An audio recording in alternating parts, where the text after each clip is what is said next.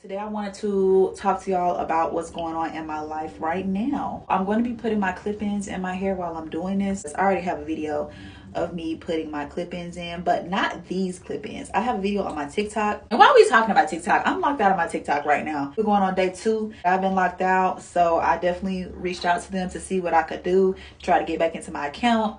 But it's truly a waiting game, y'all. So what I was gonna say is that on my TikTok account, I do have a TikTok video where I showed me putting in these clip-in extensions. You can see these are the Kinky ones. They're textured. And I like these better. I think I'm going to do Kinky texture from now on, whether it's a sew-in, clip-ins, even if I was to do like a wig or something. I think I'm going to do Kinky from this point forward, especially if I have my hair out. It blends seamlessly with my hair because my hair is really thick.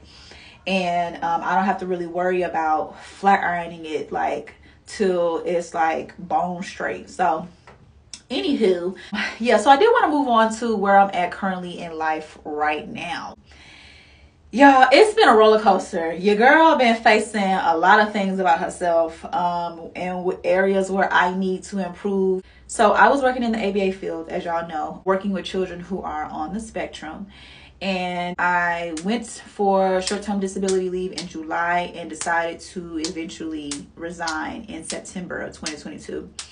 And that was something that I had to grieve. Like, this wasn't just like a 9-to-5 with me. Like, I love what I do when it comes to working with children that are on the spectrum because I'm a source of enrichment for their lives, right? And I had a bond with my clients, being that I am in tune with my inner child and being able to tap into that, to bond with them, to make administering their plans fun and making it to where the learning was seamless. I definitely miss it. I definitely miss working with my children, but working in the field, being a mother at the same time, it's definitely a task and it can take a toll on you. It's different if you're working part-time. I was working full-time, so Monday through Friday for almost 40 hours a week, and doing that for an entire year and coming home and being a mother as well, it can definitely take a toll on you. But that doesn't necessarily mean that I'm leaving the field. Even while I was going, it was kind of impacting me being able to be there for myself, my schoolwork. So I decided to resign. There were some other things happening there. Like some of y'all already know that I didn't really have any help as far as like childcare. So he's not in like a daycare. He's in a preschool. So they're on a preschool schedule. So if I'm having to be home because he's out of school, that impacts my attendance. It wasn't my performance. It wasn't anything like that. It definitely was my attendance. But there were also other things that were going on in the clinic that I wasn't the only person that was experiencing it. So I ultimately just made the decision to resign. And in that time, before I resigned, I was also applying to other places as well. Look, put the clip in, child. Goodness gracious. At that time, I was also applying to other places while I was still working there, but nothing was sticking, like nothing at all, right? So once I resigned, I was applying to places trying to figure out like I need to get somewhere where I'm in the field still, but I need to work from home. And the reason I need to work from home is because my son has certain program to go to two times a week. So that's something that I would have to commit to as well. And I don't want to start another job where I'm shooting myself in the foot and not able to be there for him as I need to be, so that I can make sure he's getting the necessary resources that he needs to make sure that he has the best head start possible. So I was applying, nothing was working out. And then if you see my last video, that situation with my son's father. And then even in the midst of that, now, if I knew then what I know now, I would know that I was going through another awakening, right? Like not even paying attention to it. And there was a test in there and I kind of failed that test. So I had to learn that lesson with conquering the flesh, right? And moving past that, right? So then the lesson with my son's father. So then we get up until now, till this month, and then it finally dinged for me. So right now, like their transit has to do with my Pluto and my North Node. And what that means is that, you know, your Pluto is things like, Pluto is a generational planet, right? And it can tell you things that you need to address, right?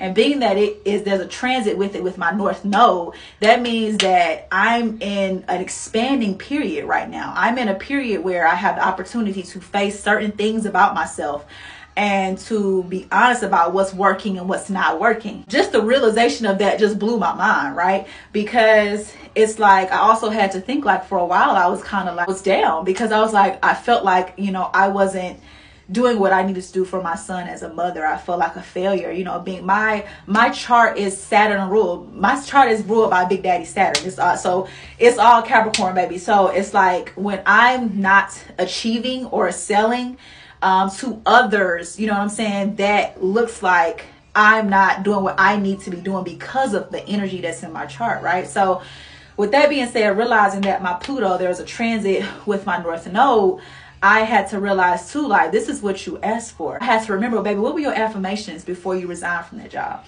What did you ask for?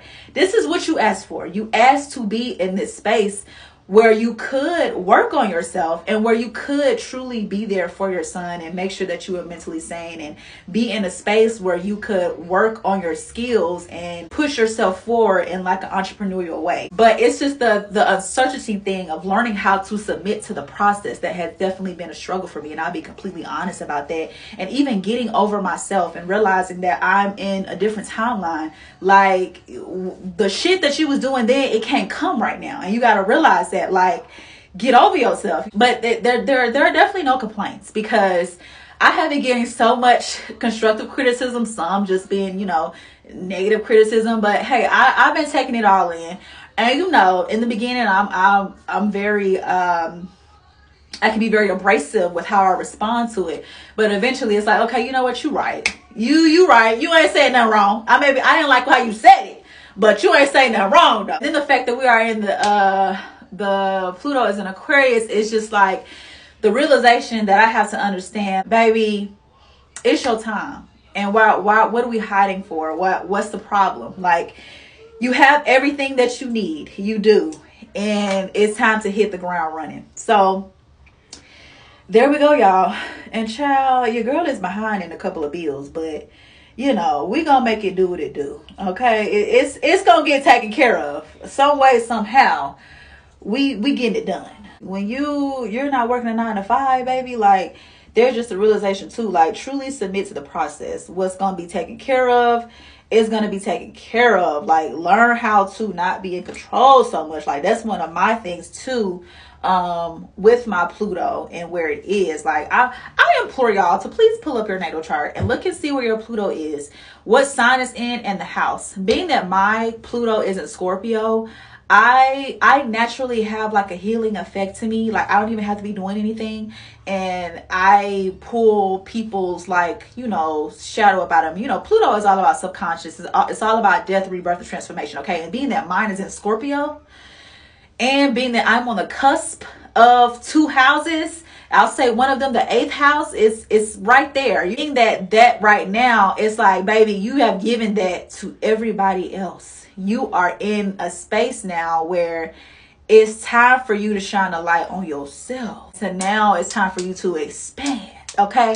And that's another thing I want to tell y'all. Like, stop basing everything on time. You know, we live in a system, this capitalist system, that will tell you that you're supposed to have certain things by a certain time because it benefits you to go out and be productive in their system, because they make money off of it. And when I bring that up, because certain people are supposed to go through certain things, and they're not supposed to acquire certain things until a certain time.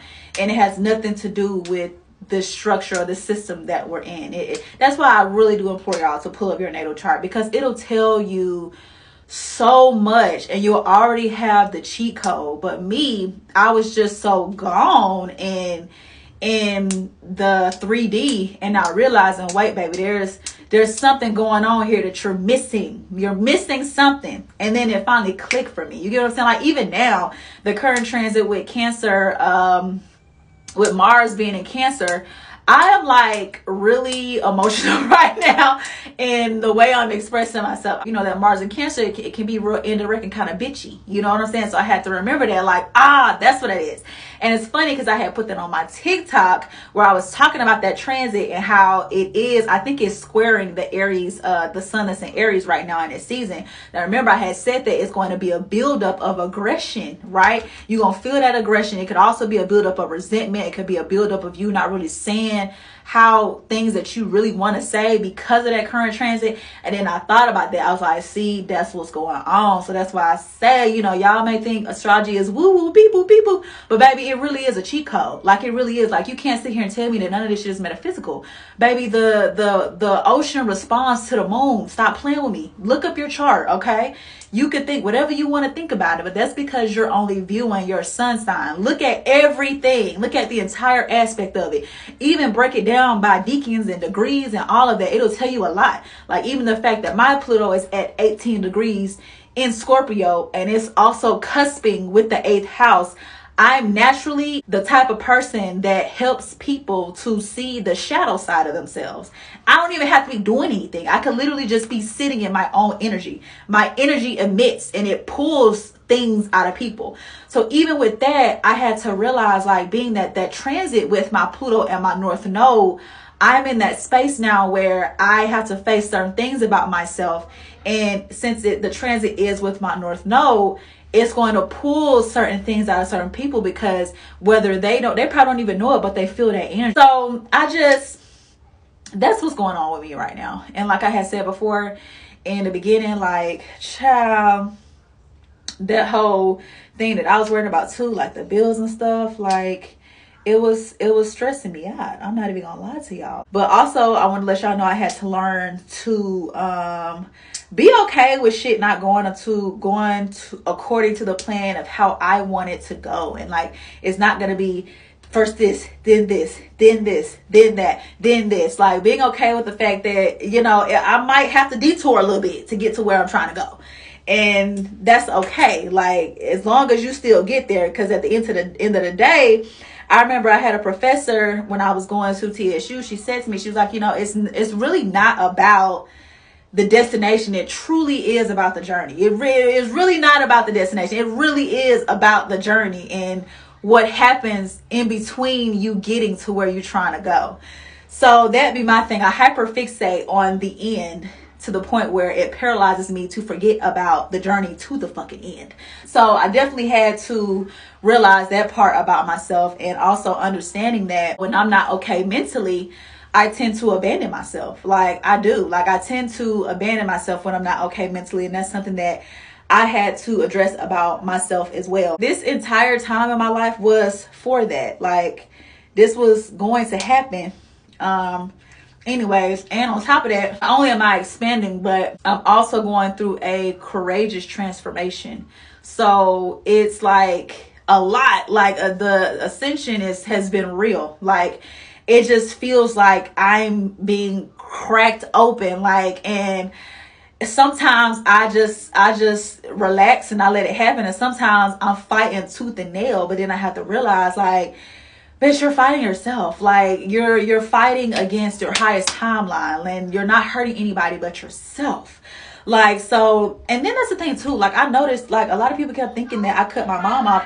I didn't cut my mom off, y'all. My mom is not even blogs. Like, that's what was bothering me too. Like, no matter what I said, it was a way for people to just find a way to misunderstand me or misinterpret what I was saying. Like, I never cut my mom off. So that's another thing that was kind of like frustrating me as well. But I had to realize too, like, baby, where you trying to go, you have to realize you're going to have a peanut gallery. That's the point. You want them to talk about you because that means that you're relevant. You get what I'm saying? I've been going through it, but I'm getting through it though. That's the point. I'm getting through it. That's all that matters, baby. I'm getting through it. And I know my spirit team, they're like, you're not getting through it fast enough, bitch. Like, I know, but it's a lot of shit I'm unpacking. And that's no excuse, because I should have been posted to my YouTube channel. I should have been on here, y'all. I definitely abandoned y'all, and I'm sorry for that. I definitely abandoned y'all. I should have been posted on here.